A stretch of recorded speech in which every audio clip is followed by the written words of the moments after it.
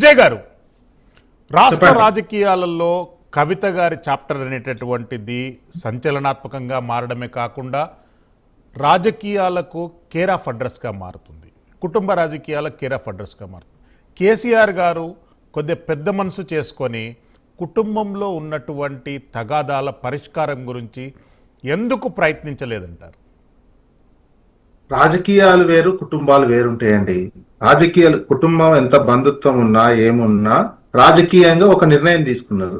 రాజకీయంగా సీఎం కావాలనుకుంటున్నారు కదా, అనౌన్స్ చేశారు కదా, నేను సీఎం అనే విషయం అనౌన్స్ చేశారు.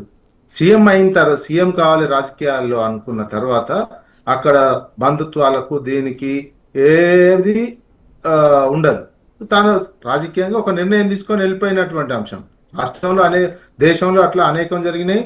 రాచరికాల్లో ఉన్నప్పటి నుంచి కూడా అట్లాంటివి జరుగుతున్నటువంటి ఒక డిఎంకే అంతమంది ఒక కరుణానిధి ఉన్నప్పుడు అలగిరి కూడా అలాగనే జరిగినటువంటి. అందుకని రాజకీయాలను రాజకీయంగానే చూడాల్సినటువంటి అవసరం ఉన్నది. రాజకీయాల్లో మెయిన్ ఇక్కడ పెట్టే ఇంటెన్షన్ ఏంది, తర్వాత మీరు చేసేది ఏంటి. ఏ పార్టీలైనా సక్సెస్ అయినాయి, ఒక సిద్ధాంత ప్రాతిపదిక ఉన్నటువంటి పార్టీలు పెట్టినాయి, సక్సెస్ అయినాయి. ఓ దేశంతోటో కక్షతోటో నాకు దక్కంది ఇంకొకరికి దక్కకూడదు అనేటువంటి యాంగిల్లో ఏదైతే పార్టీలు వచ్చినాయో అవి సక్సెస్ కానటువంటిది. హరికృష్ణ పార్టీ పెట్టిండు, ఆ తర్వాత లక్ష్మీపార్వతి పెట్టిండ్రు, అనేక మంది పెట్టినటువంటివి ఉన్నారు. వాళ్ళందరూ కూడా ఏంది, ఒక్కొక్క ఆ టైంకు ఆ కోపం మీదనో దానికి సంబంధించి పార్టీ పెట్టారండి. కేపాల్ కూడా పార్టీ పెట్టారు, ఆయన వేరే ఇంటెన్షన్ పెట్టినటువంటి. ఇటువంటివన్నీ ఏంటంటే ఒక గట్టిగా ఉన్నటువంటి సిద్ధాంత ప్రాతిపదికను ప్రజలకు మరింత సేవ చేయాలనేటువంటి లక్ష్యమో ఇలా కొరబడినటువంటిది. ప్రధానంగా ఒక పర్సనల్ ఇంట్రెస్ట్, పర్సనల్ కోపం, అటువంటి దాంతో పెట్టినటువంటి. కొంతమందికి ఆ పర్సనల్ తో పెట్టినటువంటి నేపథ్యంలో కొందరికి కలిసి రావచ్చు, ఏది డబ్బులు ఉన్న నేపథ్యంలో తాత్కాలికంగా మీడియా కావచ్చు, ఏదైనా కావచ్చు, ఓ చర్చలో ఉంటారు.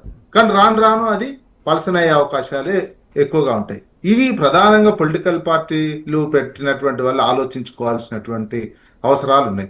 ప్లస్ ఉన్నటువంటి సిచ్యువేషన్, పొలిటికల్ వ్యాక్యూమ్ ఎంత ఉన్నది రాష్ట్రంలో, ఇప్పుడు పొలిటికల్ వ్యాక్యూమ్ ఉందా అనేది కూడా స్టడీ చేసుకోవాల్సినటువంటి అవసరం ఉంటుంది.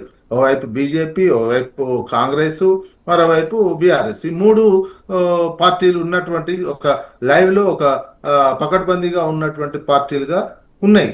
నిరంతరం ఫైట్ చేసి ప్రతిపక్షంగా ఉన్నటువంటి బీఆర్ఎస్ పార్టీ నిరంతరం ఫైట్ చేస్తూ ప్రజల్లో కనిపిస్తున్నటువంటిది, ప్రజల్లో అందుబాటులో ఉన్నటువంటిది, పరిపాలించినటువంటిది, ఆ పార్టీకి సంబంధించిన అధినేత ముఖ్యమంత్రిగా చేసినటువంటిది, తెలంగాణ తీసుకొచ్చినటువంటి పేరున్నటువంటిది, ఇటువంటి అన్ని ఉన్నటువంటి పార్టీ. ఆ పార్టీ చేసిన ప్రజల్లో పోతున్నటువంటి పార్టీ. ప్లస్ మీరు పెట్టినటువంటి వాళ్ళు ప్రభుత్వ వైఫల్యాలను ప్రధానంగా టార్గెట్ చేసుకోవాలి. మీరు ముఖ్యమంత్రి కావాలనుకుంటున్నా, ఇంకే రాజకీయంగా ఎదగాలని, మీరు ప్రతిపక్షాన్ని తిడుతున్నారంటే మీరు ప్రతిపక్ష ప్లేస్ లోకి రావాలనుకుంటున్నట్టు కొడుతుంది. ప్రతిపక్షంలో కూడా అది కూడా వ్యక్తుల మీద టార్గెట్ చేసి